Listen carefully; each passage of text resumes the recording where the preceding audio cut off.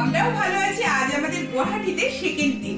বছরের শেষ তোমরা কিভাবে কাটাচ্ছ বলো। আজকের ডেট হলো ডিসেম্বরের 30। তো কমেন্ট করে জানাবে তোমরা কিভাবে কাটাচ্ছ। আমাদের তো বললামই গুয়াহাটির সেকেন্ড ডে আজ। সকাল থেকে ব্লগটা শুরু করছি, অলমোস্ট প্রায় রেডি। আমরা যেখানে আছি মানে আমরা আছি অবশ্য কামাখ্যাতে, তো সেখানে যে রুমটাই আছি তারই নিচে ব্রেকফাস্টের জন্য এখন নিচে যাচ্ছি। তো সারা দিনটা তোমাদের সাথে শেয়ার করার ইচ্ছা আছে ফুড রাইডিং, তার সাথে রোপওয়ে আর কেনাকাটা শপিং, ওগুলো তো আছেই। তো সবটাই শেয়ার করবো। আই হোপ তোমাদের ব্লগটা দেখতে বোর লাগবে না। তো চলো আমার সাথে, আর ব্লগটা তোমরা দেখতে থাকো। ব্রেকফাস্টের জন্য সেদিন আমরা অনেক কিছু অর্ডার করে ফেলেছিলাম। 1 প্লেট ইডলি প্রথমে খাওয়ার পরে খুব ভালো লাগলো, তাই 1 প্লেট মশলা ধোসা অর্ডার করে ফেললাম। ছোলে ভাটুরে খাওয়ার ইচ্ছা ছিল, কিন্তু উনি বললেন ওটা হতে একটু লেট হবে, তাই একটা পাও ভাজি নিয়ে নিলাম। দারুণ টেস্টি খেতে ছিল। আশেপাশে সাইট সিনের মধ্যে বলতে পারো আগের দিন মিউজিয়াম, একটা পার্ক, কার্নিভাল, এগুলো তো শেয়ার করেইছি তোমাদের সাথে মিনি ব্লগে। পরের দিন সকালবেলা যেখানে খেতে গিয়েছিলাম ওখান থেকে জানতে পারলাম মহাদেবের 12টা জ্যোতির্লিঙ্গের মধ্যে একটা জ্যোতির্লিঙ্গ গুয়াহাটিতেই অবস্থিত। উনি বললেন সামনে আশেপাশে ঝর্ণা রয়েছে পাহাড়ের মধ্যে, দেখতে ভীষণ ভালো লাগবে। তাই আমরা দেরি না করে ওখান থেকে একটা অটো বুক করে ওখানে আসার জন্য বেরিয়ে পড়েছিলাম। এই হলো সেই স্থানটা।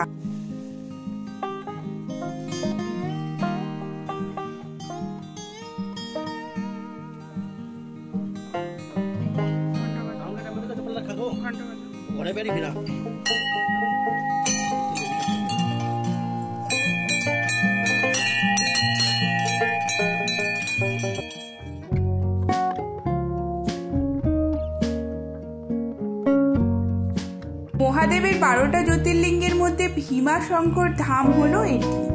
পুজো দেওয়ার ভীষণ লাইনে ভিড় ছিল, আর যেহেতু আমরা বললাম খেতে গিয়েই জানতে পেরেছি, তাই কিন্তু আর পুজো দিলাম না, যেহেতু আমাদের সকাল সকাল খাওয়াও হয়ে গেছিল সামনে থেকে, তাই ঠাকুর দর্শন করলাম।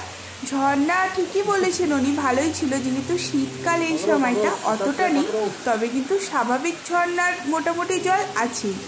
ধামটা বেশ ভালোই লাগলো, আর লোকজনেরও ভিড়, আর পাহাড়ে ঘেরা ছোট্ট এই ধামটা দেখতে কিন্তু ভীষণ সুন্দর ছিল। এখানে নাকি হাতি বেরোয় এখনো মানে জঙ্গলে তো হাতি থাকবেই, সেটা ঠিকই, বাট শীতকালেও হাতির দেখা প্রায়ই পাওয়া যায়। সন্ধ্যে 5টার পরে কিন্তু এখানে, আর এখন শীতের জন্য, বাট এমনিতেও সন্ধ্যে 5টার পরে এখানে কিন্তু মন্দির বন্ধ হয়ে যায়। পাহাড়ি রাস্তা, আঁকাবাঁকা পথ দিয়ে আমরা যাচ্ছিলাম। এরপর আমরা যেখানে এলাম বালাজি টেম্পল, এটা ভীমাশঙ্কর ধাম থেকে দূরত্ব ছিল ম্যাক্সিমাম 15 থেকে 20 মিনিট হবে। বাইরে থেকে তো দেখতে ভীষণ সুন্দর লাগছিল। দাঁড়িয়ে আছি বালাজি টেম্পল মন্দিরের একদম সামনে, এই যে পেছনে দেখতেই পাচ্ছ। চলো সামনে গিয়ে দেখি কতটা কি ক্যামেরা অ্যালাউ করে, বলতে পারবো না। চলো অবশ্যই তোমাদের সাথে শেয়ার করবো ক্যামেরা অ্যালাউ থাকে। এটা বলার পরেই যখন সামনের দিকে এগুলো বড় বড় করে লেখা রয়েছে ফটোগ্রাফি, ক্যামেরা কোনোটাই অ্যালাউ নেই। জুতো রাখলাম আমরা 2 টাকা করে, এখানে সামনেই পাশে রাখার জায়গা রয়েছে। অবশ্য যেখানে যেই রকম সেই রকম রীতি মেনে চলাটাই বেটার, যে যার প্রাইভেসি মেনটেন করাটাই কিন্তু ভালো। বাইরে থেকে ভিউটা তোমাদের একটু দেখানোর চেষ্টা করছি। বালাজি টেম্পলটা তোমরা তো আদলটা বুঝতেই পারলে, এইরকম আদলে 4টে মন্দির রয়েছে ভেতরে, দুর্গা মূর্তি, লক্ষ্মী মূর্তি, গরুরের মূর্তি, আর মেন সামনে মাঝখানে রয়েছে বালাজি টেম্পল। তো বেশ সুন্দর। ওখান থেকে আমরা আবার অটোতে উঠে রওনা দিলাম। কোথায় যাওয়া যায় না, বললো যে ওখানে কাছাকাছির মধ্যে বশিষ্ঠ মুনির দেবালয় পড়বে। তো ওখান থেকে আমরা যথারীতি প্রায় ওই 15-20 মিনিটের ডিস্টেন্সই বলা যায় সবগুলো মোটামুটি। এটা হলো বশিষ্ঠ মুনির দেবালয়।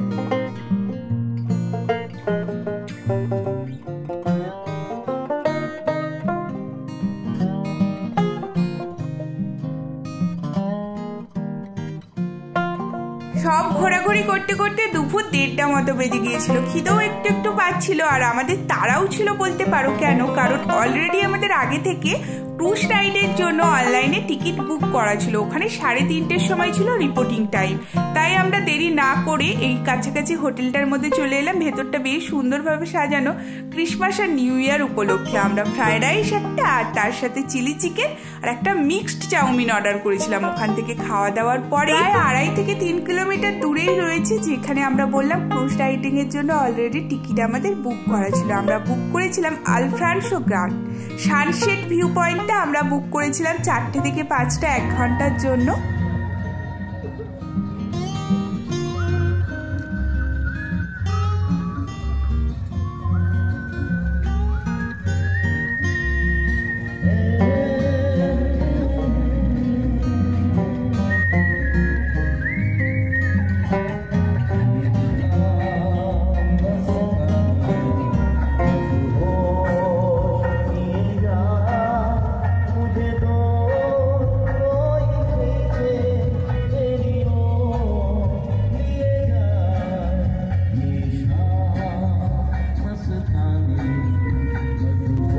ফেব্রুয়ারিতে রাইড টাইমে ক্রুজটা ছেড়েছিল ঘাট থেকে 4টা থেকে 5টা, 1 ঘন্টা রাইড ছিল। তোমাদের সাথে আগেই শেয়ার করলাম, ভীষণ সুন্দর ভিউয়ের সাথে আমরা কিন্তু ক্রুজ রাইডিংটা এনজয় করছিলাম। ওই যে দূরে ছোট ছোট দেখো দুদিক থেকে এগিয়ে আসছে, ওটাই হলো রোপওয়ে। এটা হলো ব্রহ্মপুত্র নদ।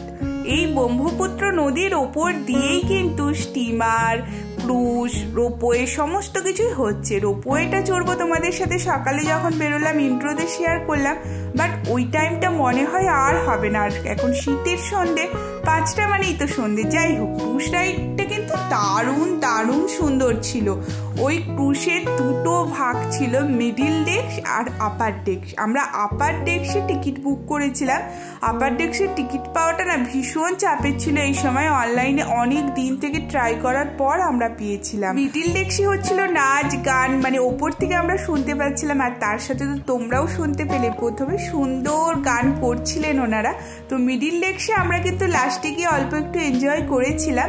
বাট আপার ডেস্কের এই সানসেট পয়েন্টটাও ভীষণ সুন্দর লাগছিল। জানি সানসেটের কথাটা বারবার বলতে নেই, এটা আমাদের মধ্যে আছে, বাট এটাই কিন্তু ছিল এখানের মেন মানে আকর্ষণ আর কি। সবাই ফটোগ্রাফি ভিডিওতে এত ব্যস্ত ছিল, আর সুন্দরভাবে এইরকম চেয়ার পাতা রয়েছে সেইখানেতে আগে থেকে যেমন টিকিট বুক করা রয়েছে। আমরা যেহেতু 2জন ছিলাম তাই আমরা ডবল সিটের চেয়ার পেয়েছিলাম। তার সাথে কিন্তু মনের মতো খাওয়া দাওয়ার অর্ডারও দেওয়া যাবে, তার জন্য করতে হবে পে, কারণ এটা কিন্তু টিকিটের সাথে ইনক্লুডেড ছিল না। তো আমরা 1 প্লেট চিকেন মোমো অর্ডার করেছিলাম। মোমোটা খেতে দারুণ টেস্টি ছিল। সিকিমে তো এত মোমো খায়, কিন্তু সত্যিই ভালো, খুব ভালো ছিল।